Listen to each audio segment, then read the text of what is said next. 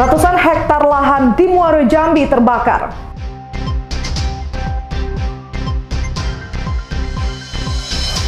Tersangka korupsi dana fiktif BNI ditahan.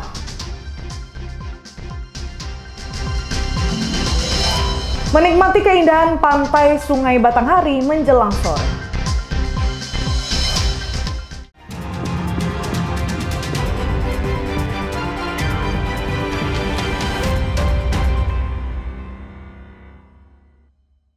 Halo, selamat pagi saudara, apa kabar Anda pada pagi hari ini? Menemani pagi Anda, Kompas Jambi kembali hadir dengan beragam informasi penting dan menarik dari berbagai wilayah di Provinsi Jambi.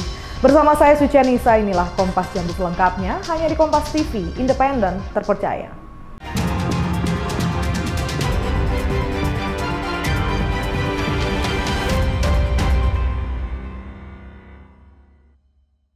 Kita ke informasi pertama, saudara. Kebakaran lahan gambut di Kabupaten Muaro Jambi semakin luas. Memasuki hari ketiga, api masih menyala dan belum bisa dipadamkan.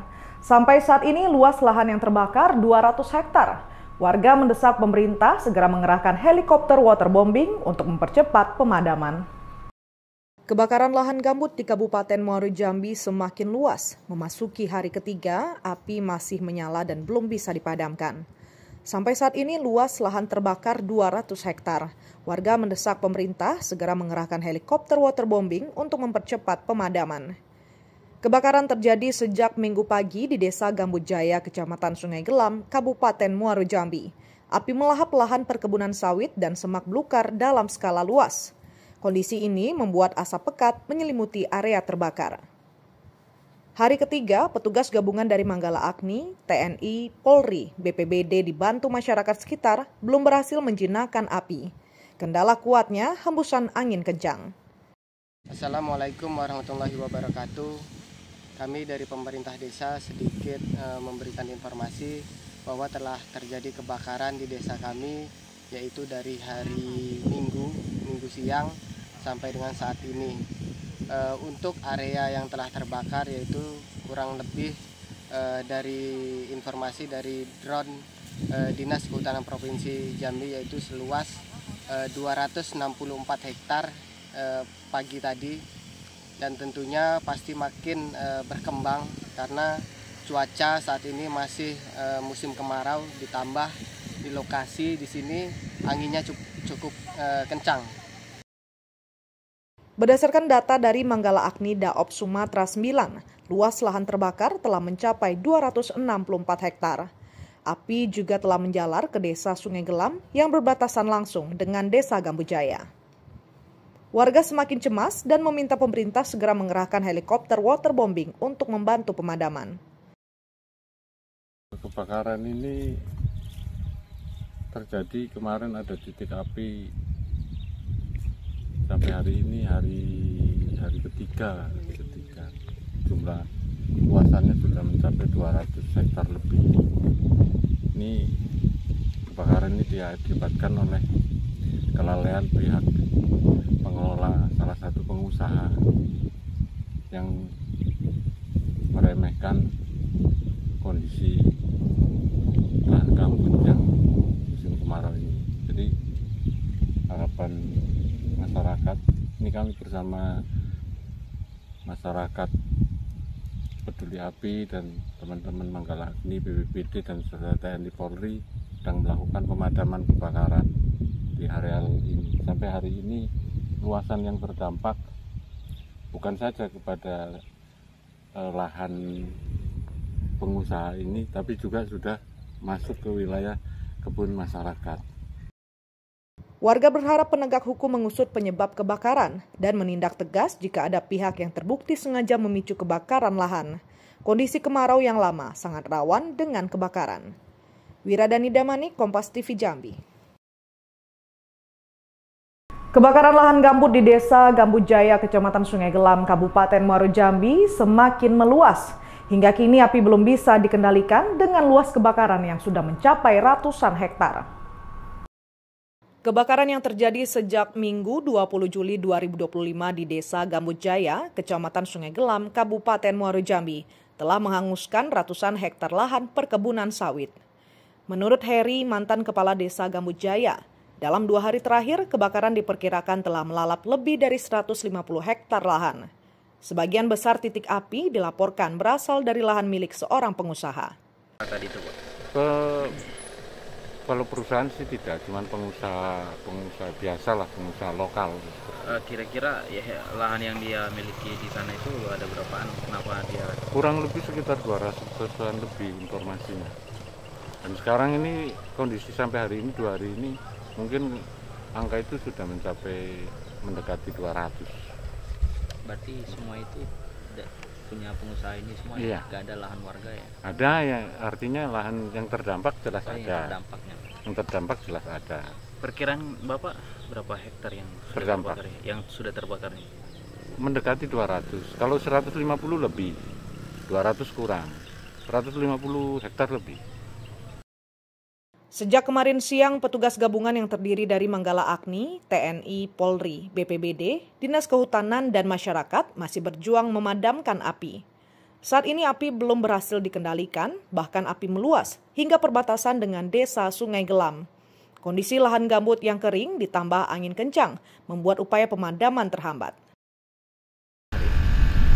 Baik, laporan awal itu kita menerima laporan dari perangkat desa bahwa ada kebakaran lahan di desa Gambut Jaya, Sungai Gelam. Itu tim SESAP, ada arahan dari pimpinan, tim SESAP langsung meluncur ke lokasi yang sudah diketahui. Laporan masyarakat itu dari desa Gambut Jaya, tim SESAP ada 3 orang langsung meluncur ke lokasi di sini ke Gambut Jaya. Ya. Artinya ini udah hari kedua, Bang ya? Iya, ini udah hari kedua. Udah hari kedua kita melakukan pemadaman di desa Gambut Jaya. Kebakaran ini memicu kekhawatiran warga, terutama para petani, akibat api yang semakin dekat dengan lahan perkebunan mereka. Wiradani Damani, Kompas TV Jambi. Sementara itu, saudara, memasuki pekan ketiga puncak musim kemarau menyebabkan ratusan kepala keluarga di RT 04, Kelurahan Teluk Kenali, Kecamatan Telanepura, Kota Jambi, krisis air bersih. Kondisi ini sudah dirasakan warga sejak sebulan terakhir. Memasuki pekan ketiga puncak musim kemarau menyebabkan ratusan kepala keluarga di RT 04, Kelurahan Teluk Kenali, Kecamatan Telanepura, Kota Jambi, krisis air bersih. Kondisi ini sudah dirasakan warga sejak sebulan terakhir. Sebagai bentuk kepedulian, pemerintah melalui perusahaan daerah air minum Tirtamayang mendistribusikan 8.000 liter air bersih kepada warga di Kelurahan Teluk Kenali. Distribusi bantuan air bersih ini dilakukan sejak pagi menjelang siang. Warga menyiapkan sejumlah wadah termasuk galon untuk menampung air. Warga mengaku sebagian sumur sudah tidak lagi mengeluarkan air dan tidak bisa disedot karena volume air yang terlalu kecil atau sudah hampir kering. Warga memanfaatkan bantuan air bersih untuk keperluan sehari-hari. Ya, dapat bantuan sekarang air bersih. Alhamdulillah. Kering semua sumur kami sini. Ada 6 RT di wilayahnya yang terdampak kekeringan, namun RT 04 merupakan yang terparah. Kalau terdampak kemarau sekarang boleh dikatakan semua terdampak kemarau. Berapa RT gimana? Di sini kita 6 RT. Cuman sebagian kan memang sudah ada terpasang untuk PDAM. Ini yang belum sama sekali, Pak. Yang kalau di RT 4 paling 10%-an baru yang sudah terpasang PDAM. Kalau sampai di kelurahan belum ada keluhan.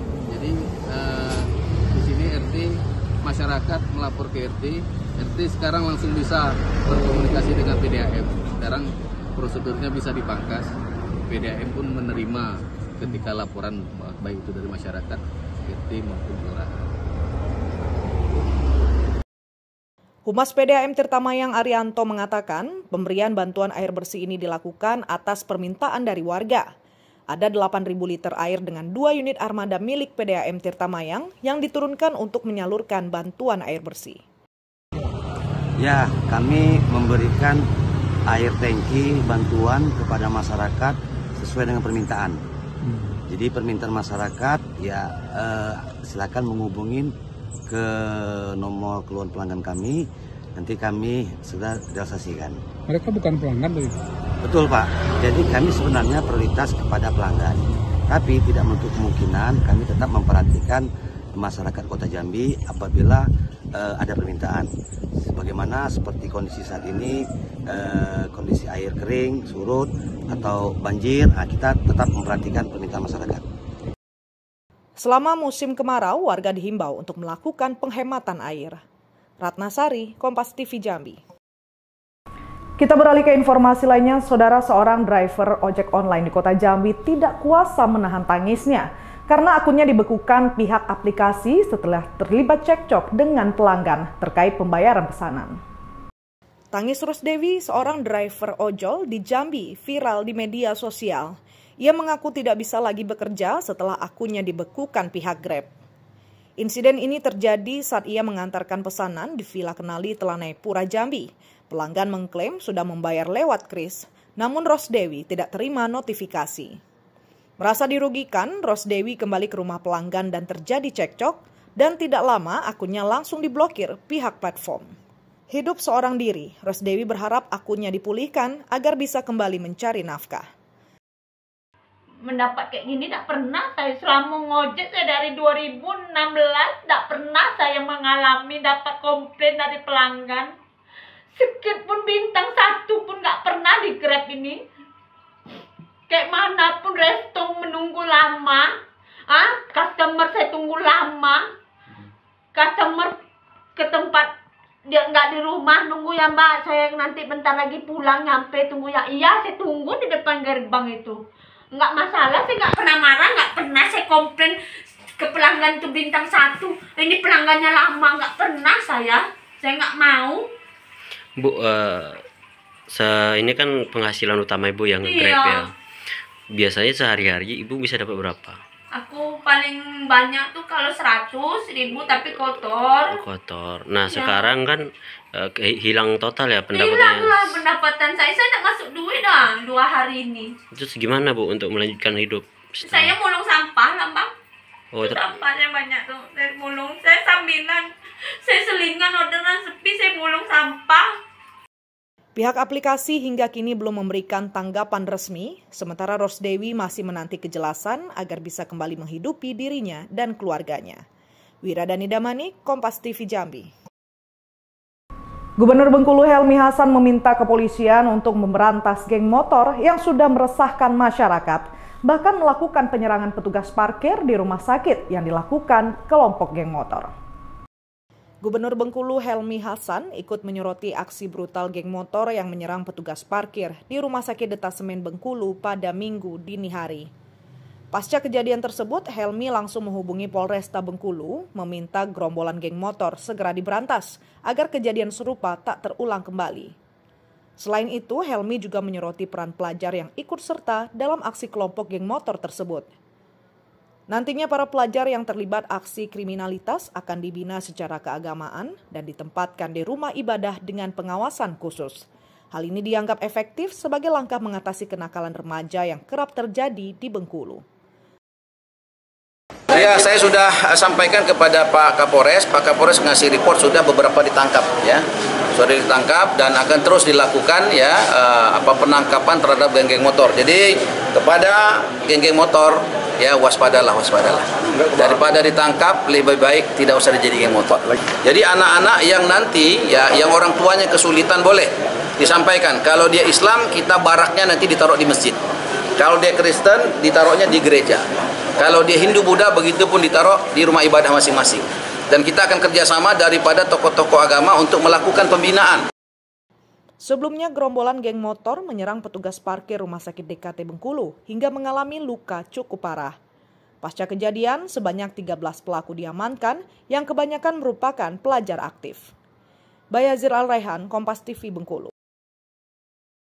Saudara Kompas Jambi akan sajikan setelah jeda berikut dengan sejumlah berita menarik, antara lain tersangka korupsi dana fiktif BNI ditahan. Nantikan sesaat lagi.